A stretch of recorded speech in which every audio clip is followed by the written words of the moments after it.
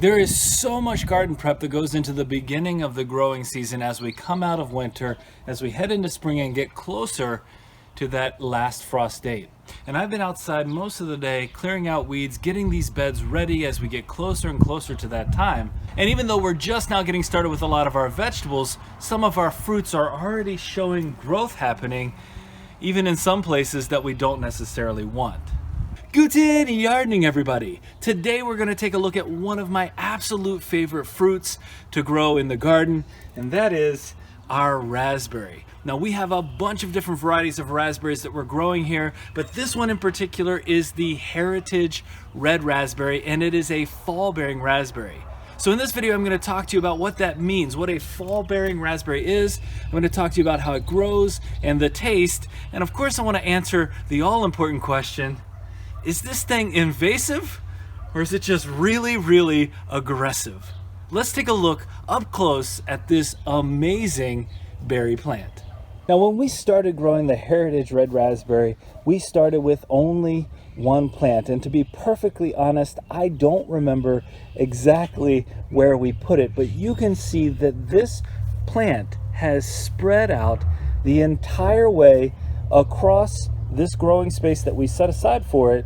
And on top of that, we are seeing every single year now as it's developed, and this is, I believe, year 4, we're seeing more and more pieces of this plant popping up in different areas where we didn't intend for them to grow. And one of the reasons why we've spread out so much from wherever we started our main plant is because the root system underneath continually grows out, and from that we see canes start to pop up from various places along the roots. And so as they pop up and they continue that root growing system, if we're not careful, we'll see that where we don't want them to be, they're going to pop up everywhere. And I actually think that's one of the reasons why many people want to stay away from growing raspberries, is their fear that it's going to spread and take over as though it's some sort of invasive species. But the way I look at it, I think this is just an aggressive grower that you can come in and actually dig up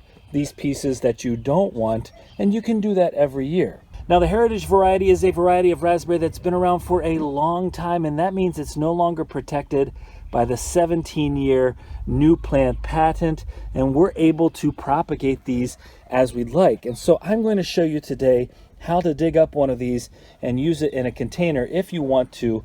But before I do that, I want to talk about the difference between this variety, which is, again, a fall-bearing variety, and the common summer-bearing variety, because there is a pretty big difference between the two, and understanding how they grow will determine whether or not you get the fruit that you expect. While the roots in the crown underground last for well over a decade on healthy plants, the canes last for 2 years. And this brand new growth, which you can see right here, is a beautiful, nice, deep green. This is called a primocane. Primo meaning first, so this is a first year cane. Because this is a fall-bearing variety, this first-year cane is going to continue to grow throughout the year, and then around the end of August for this variety, you're going to see fruit that's produced at the ends of the cane. And you can see here, this was a primocane last season, and this is where the fruit was produced at the end in the fall. For your summer-bearing varieties, you'll get your primocane just like this, but then you have to wait until the second year to what we call the floricane, and that's when you would be able to harvest berries. The summer-bearing varieties will fruit one time and then the cane will die. So that floricane will only give you one fruiting for summer-bearing, but for the fall-bearing varieties, after we get this first growth, after this initial growth and the initial fruiting in the fall on this primocane, it turns into, well, this is the second year, so this is the floricane, and it fruits the whole way down. And so what we're going to see is about 40% of our fruit coming from this area of this particular cane, and then a little bit above and a little bit below as well. But again, that's a huge difference between the summer-bearing and the fall-bearing varieties. We get 2 separate harvests in one season for this fall-bearing. So some people call this an ever-bearing variety. Our understanding is that's not necessarily the proper term for it, but we're expecting to see, again, after that first year, multiple harvests out of here. And if that's something that makes a difference to you, getting multiple harvests instead of just the one harvest, well, that's something that you might want to consider. Now, our black raspberry, which we absolutely love the taste of, is a summer bearing variety, and we only get one set of fruit out of it off of those canes. But again, it's such a different taste that we enjoy that one just as much. Now, one of the things you might have noticed as I was going over here is there's quite a bit of cane here that is not doing anything. There's no green on it at all. That is our floricane that has already produced its second crop and is now ready to be cut down. One of the important things to note about raspberries is that you don't want to leave these canes in here. You want to cut them back. When they're done, there is absolutely no reason to keep them in the ground. They're not going to do anything for you. And what you want to do is come in and be able to cut them back as low to the ground as possible. I also want to point out that we do have some string here holding these canes in place. In general, a lot of people choose to mow down all the canes in the fall. That's one of the decisions that people make. It's entirely up to you how you want to handle this. And if that's the case, you probably don't need to do any kind of trellising for this particular variety. Heritage is a very easy variety to grow just in general, and maintenance is very simple. Now I'm going to pick one of these floricanes that's already fruited a second time, so it's not got any life left in it. It's ready to be cut back. You can see from the color here, it's kind of a grayish brown color, and you can see there's just not any life in it. In fact, these little stems off to the side, I mean, they're completely dead. And I'm going to come the whole way down to the base here. You can see the only green is actually coming up behind it.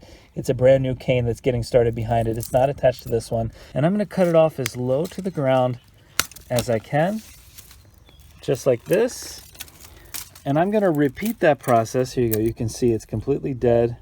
There's nothing there. I'm going to complete that process for all of my second year floricane that are completely done and need to be removed from here. Remember, if I don't do that, then the result is these healthier growths are going to have a harder time because it's going to get overcrowded. And overcrowding is something that you don't want to have happen to your raspberry plant.